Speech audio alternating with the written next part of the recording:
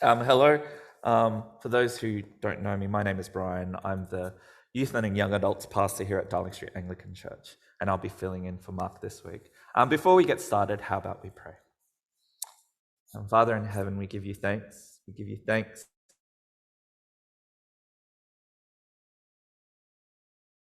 Lord, that you've kept us all safe. We pray, Lord, that you will help us to focus on your word today. Push out the worries and concerns of the world and help us, Lord, to see your glory so that we can reflect your glory in this world. The youth have been asked to stay in on service this week for several reasons, one of which is I'm going to be talking about them in the intro. It's been really great connecting with the youth of this church, and we hope that we can grow and connect with other youth as we seek to know God and live in response to it. But we had this interesting conversation about 2 weeks ago, which completely railroaded our Bible study, where we went from looking at the book of Matthew to looking at the traits of the significant figures in the Old Testament. See, at school, one of our youth has been asked to demonstrate how one of the significant figures in the Old Testament, Samson, aligned with the classic hero subject. Words are important, meaning is important, but not all interpretations are accurate. One aspect of postmodern education which infuriates me is this idea that you can argue anything just as long as you argue it academically. Within their context, the significant figures of the Old Testament aren't classical hero figures. The Motif posits that the classical hero should have a divine or a kingly lineage. Think Perseus or Hercules, whose father is Zeus. The classical hero possesses great traits or abilities that separates them from their contemporaries: bravery, cleverness, skill with the sword. And for those who know the Lord of the Rings books, think Aragorn. Next slide. They may appear normal on the surface, but when presented with difficult situations, they overcome them with their sheer force of will. Blah, blah, blah. These characters are heroes. They are perfect. They are modeled to be the people we desire to be, not the people who we are.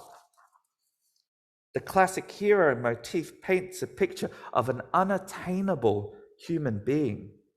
Good bloodline, beautiful, perfect in every way. But the ancient texts of the Bible do not paint that picture. The figures in the Old Testament aren't like this at all. Moses doesn't come from a special kingly or divine family. When standing in the presence of God, he rejects God's call to help Israel in Egypt. Eventually, he does go to help, but he disobeys God time and time again, so much so that God tries to kill him. In time, rage and fury encompass him so much, he disobeys God and is prevented from entering into the promised land. Moses is a broken and flawed individual who struggles to live in response to knowing God and knowing what it means for his context. His greatness doesn't come from him. King David, the great King David, who as a boy rises and stands against the Philistines, a great hero figure, a man who's probably closest to the classic hero motif, with great intelligence and military prowess. But this same person who spies a woman bathing on top of her house, and this is contentious, but I honestly believe it has a biblical merit, he rapes her and attempts to have her husband killed. He is not a classical hero. He's not someone you would aspire to be with, or to aspire to be to, or you would want your children to aspire to be to. He is just someone who struggles to live in response to knowing who God is and what it means for his context. His greatness doesn't come from him. You can go down the list.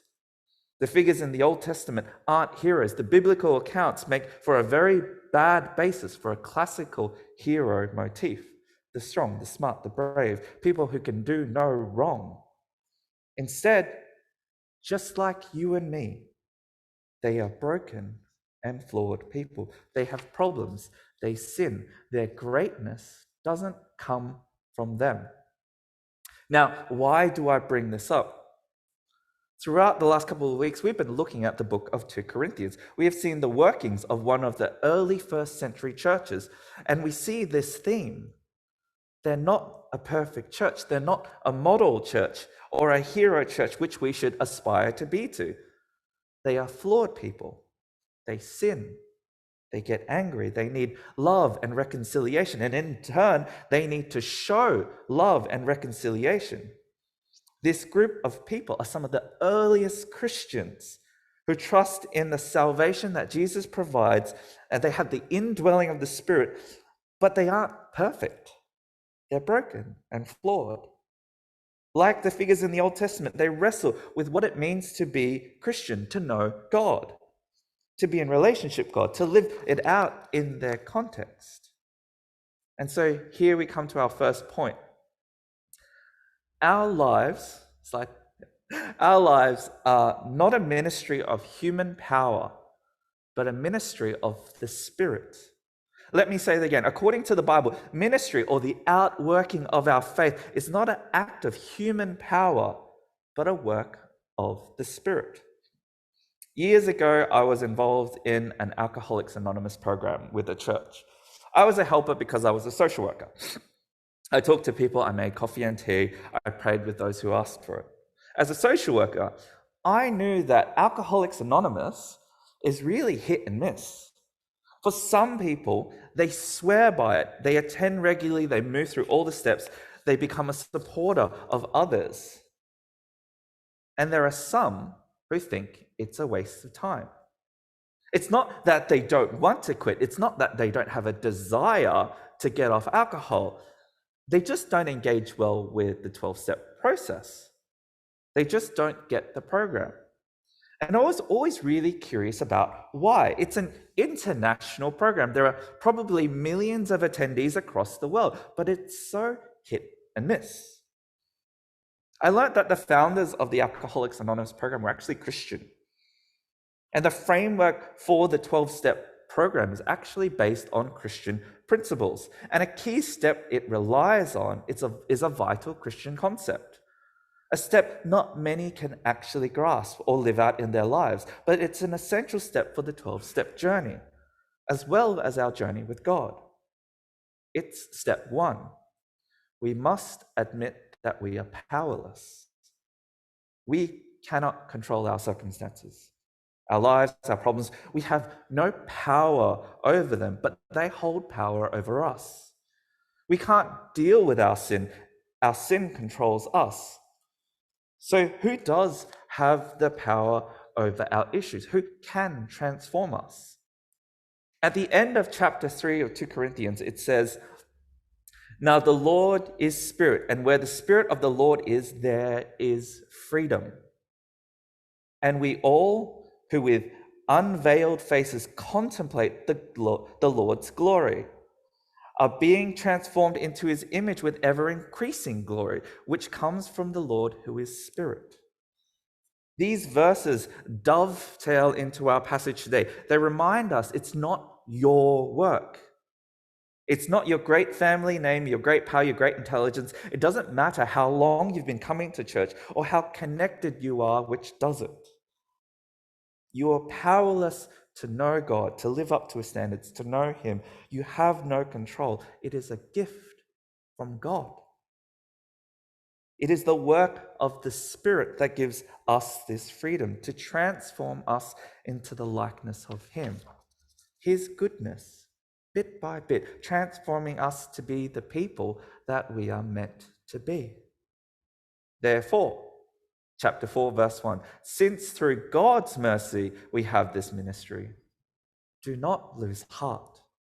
In the beginning of chapter 4, Paul reminds us of this joy that he holds onto when things go wrong. And throughout 2 Corinthians, we've been reminded of a lot of things that have gone wrong. Paul says, because of God's mercy at work, because of the Spirit at work, we do not lose heart. This freedom, it isn't a freedom to be carefree, to do whatever we want. No, it's a freedom to not get caught up in being in control, to trying to be the hero or the solution to these problems. So how does this idea play out in your life? How are you finding your walk with God or at church? Do you know the freedom that comes from the Spirit, a freedom which allows God to shape his ministry, his church, for his glory's sake? Or do you just wish things were done better your way? For Paul, it frees him. It frees him from not having to play the game of politics, backroom conversations, whispers, and gossip, the idea of controlling the narrative or fixing the Corinthian church in a human sense. Instead, he does what is right and good. Verse 2, rather, we have renounced secret and shameful ways. We do not use deception, nor do we distort the word of God. Throughout this letter, Paul has been loving, open, and honest. He's dealt with things head on, and God's glory is the goal of his church, not his own glory. No games. God's word is at the center of what we plan to do, and we teach the word plainly. And the beauty of God's Spirit is that the one that transforms, God's word, God's message, what we know as the Bible, is taught plainly, and the Spirit will be at work in individuals. A couple of weeks ago, Mark asked the question, which went along the lines of how equipped, how confident do you feel about sharing the gospel with someone or evangelizing someone? Paul goes on to remind us in verse 3, even if our gospel is veiled, it is veiled to those who are perishing. The God of this age has blinded the mind of unbelievers so that they cannot see the light of the gospel that displays the glory of Christ, who is the image of God. For what we preach is not ourselves, but Jesus Christ as Lord, and ourselves as your servants for Jesus Christ's sake. For God, who said, let light shine out of darkness, made his light shine in our hearts and gave us the light of the knowledge of God's glory displayed in the face of Christ. Mark reminded us it's the Spirit at work in us. You have no power. You're not smart enough. You're not eloquent enough. You're not brave enough to save anyone. You're not a hero, but it's God who does it. The world is blinded by the gospel, but it's God who displays the glory of Christ to them through us. So when you feel that moment, to shine the light of God in the darkness, to speak to someone whose hurt or hardship is weighing them down, comfort them with the gospel. Don't worry about what you're going to say, but rather let go of control and let God speak through you. When you feel that moment to invite someone to church, don't worry about what they're going to think of you. Let go of control. Let God speak and see how they respond. When someone you know needs to understand the truth of the gospel, remember they are veiled and blinded because of a myriad of things, and it's not your words that's going to unblind them. Let go of control. The truth of the gospel is freedom given to us by the Spirit. So, do not lose heart. Speak the truth plainly and let your light shine out of the darkness. Let God work. That's the encouragement. And now, the realities. If it was as easy as saying a couple of things, the gospel is a gift. It's a precious gift. But the realities of our world, they're complex. I was sitting in a pastoral care class at Bible college. I was tired. The class was at the end of the day. And to be honest, it was a little bit too lovey-dovey, even for a bleeding heart social worker like me. We were going around the room answering the question, what is your name and why are you here? And the people in the room are answering the question in a typical way. It's a really great skill to learn, all the things like I was going to say, it's really important, blah, blah, blah, but I was just a bit too tired to pay attention. Then one answer sparked my interest. It made me sit up in my chair and pay attention. It was the turn of a young languages graduate. He was now studying his master's at. I don't want to be here. I plan on doing here as a pastor. I'm here to teach the word of God. My exterior was cool and a collected demeanor as I let the lecturer graciously handle his response. But on the inside, I was laughing so hard, thinking your first church is going to chew you up and spit you out so hard. This young man felt that gospel work was as simple as the proclamation of God's word plainly, without distortion. And, to a certain extent, it is. Verse 7 says, we have this treasure in jars of clay to show that this all-surpassing power is from God and not from us. This treasure is the gospel. It is the word of God. It's why we gather here today. It's why we go to small groups. And the jars of clay, well, that's us. We are these imperfect, fragile beings. But we contain this all-surpassing power that is from God. The good news, that is Jesus Christ. But it's not as simple as walking around and just telling people. If it were, don't you think we could just hire a TV station, pay for YouTube ads, forge and create a system where the gospel was just broadcast and beamed into devices of everyone 24/7, and people could come to know God left, right, and center? We have this treasure. But we are hard. That wasn't because I was emotional. I just kind of choked. We are hard pressed on every side. We live in a world that is broken. And in its brokenness, it rejects the gospel. The dark cannot abide the light, because what the light does is it reveals in its nature, but the dark allows us to hide. So the world is veiled and it seeks to keep the veil on. It seeks to be kept in the darkness so it can do what it wants and stay in the dark. But in response to this, Paul shares a promise with us. Verse 8 continued, we are hard pressed on every side, but not crushed, perplexed, but not in despair, persecuted, but not abandoned, struck down, but not destroyed.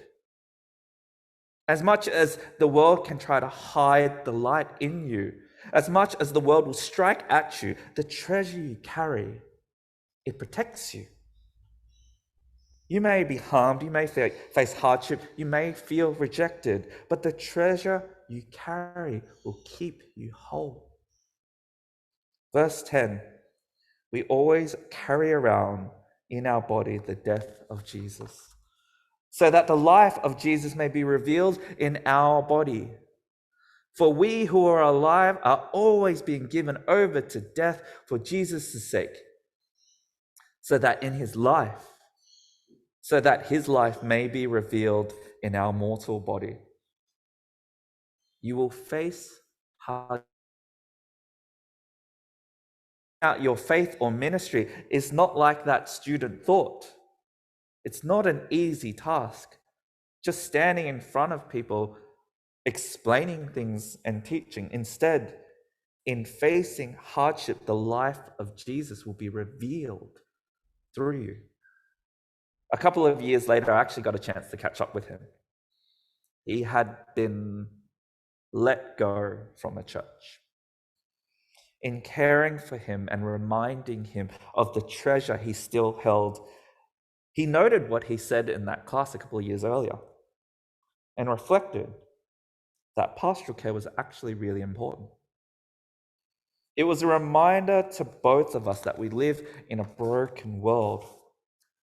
What pastoral care does is it helps us to shine the light of Christ to people in dark places, to love, to care, to hold firm to the treasure that we have so that other people can do it also. He's going well now, though he learnt a hard lesson of how our world is a broken place. Even though our world is a broken place, whilst we have temporary suffering, we have an eternal hope, a transformation in store. The end of chapter 4 wraps with an important reality. Our world is broken and it will cause us suffering, but our hope and transformation is eternal. Paul is very pastoral. He learnt it early on by God's grace. He says in verse 16, "Therefore we do not lose heart, though outwardly we are wasting away, yet inwardly we are being renewed day by day." This is going to be an odd thing for me to say. I am getting old. I know I don't look it. I still get carded when I buy alcohol. A couple of years ago, a student at St. Andrew's Cathedral thought I was in year 11. I'm actually 37. I'm at the point in my life where I still look young, but my outward appearance is slowly wasting away. I don't have the youth and the vigor of an Oliver Leach. I look at Oliver and I feel tired. When I go to the doctor, I'm reminded of this reality: high cholesterol, sleep apnea, high body mass index. It is my stark reality that outwardly I'm wasting away. I mean, I always was, but when you're in your 20s, you can kind of pretend like it's not happening. Our world is broken. We live in an age of technology, drugs, and diets. Just buy this, just take that, just eat this. But none of it actually stops you from wasting away. It's the reality of our world. But don't lose heart. Because of our gift, because of the gospel, we are inwardly being renewed day by day. If you seek the ministry of God's mercy, God works and God changes you bit by bit, day by day, glory by glory, to the image of his Son, Jesus Christ. And the hardships that we face, Paul says, verse 17, "For our light and momentary troubles are achieving for us an eternal glory that far outweighs them all." The treasure we have, the light in the darkness, doesn't just provide momentary relief, a delay in our outward wasting away. It shapes us inside. It grows us within, so that we are transformed into eternal glory. When Jesus returns in all his splendor and glory, we become a part of his splendor and glory. And all our brokenness, our darkness, it's washed away. The light that we once held, we no longer hold because it becomes us. We are the glory. But until then, what do we do in the meantime? What should you do in the meantime? How do we live in response to our relationship with God? And how do we hold on to the light in the darkness? It's not easy knowing God. It's not easy being a Christian to others. It's not easy being a part of a church.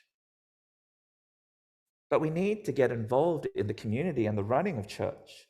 We need to get involved in being a Christian amongst others who are hard to love, amongst others whose perceptions might scare us. We need to be involved in knowing God, gathering together in small groups, reading God's word together, admonishing one another to know the true God and live out this knowledge. Remember verse 5?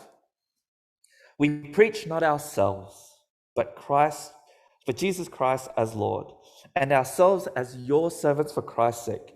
All this so, verse 18, we fix our eyes not on what is seen, but on what is unseen. Since what is seen is temporary, but what is unseen is eternal.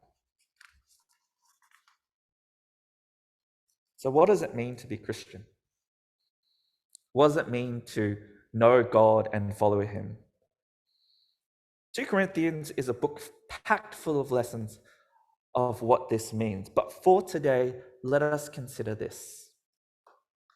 Let's wind all the way back to the beginning. We started by talking about the classic hero motif and how we shouldn't see the Old Testament figures as heroes. Because the reality is, what made them special was they knew God. What made their deeds great was that God was actually working through them. They weren't perfect people, but flawed people who God was working through. And the danger for us is if we think of them as heroes, we start to see some Christians that are around us that we know as perfect and to be heroes in our communities. And we can look at others and think greatness comes from them. Look at so-and-so, they're so godly. Look at so-and-so, I can't be as good as them. I can't be as perfect as them. I can't sing as well. I can't pray as eloquently. I don't know as much of the Bible. We can make everyone else seem like a classic Christian hero motif, perfect, unattainable, unachievable. So what does one do in that circumstance? Imperfect beings surrounded by supposedly perfect Christians? Well, what we do is we just sit back. We don't get involved. I'm not ready yet. I'm not at that stage yet. I'm not good enough yet. But nobody here is a hero. Not even Paul, the author of 2 Corinthians. He's not perfect. Nobody here is perfect. Not Mark, our pastor, not me, not our wardens, not the people who serve up here, not the people who sing. But those who know God have to live it. Those whom are saved by Jesus have this gift, this light, and they must shine it in the darkness. Maybe today after service, maybe this week at Bible study with a friend or a Christian that you know well, you can ask the question of, how can I shine my light in the darkness? How can I and be transformed by him day by day? How about we pray? Father in heaven, we thank you for your word. We thank you that it's not our strength but it's your work in our lives. We are sorry. We are sorry that we avoid being your light. We are sorry for not taking the opportunities to share your word, to care for people, or to serve you in your church. Help us by your Spirit. Guide us by your word. Shine your light so that we can encourage one another to love those who do not know you. so they may know Jesus Christ our Lord. Amen.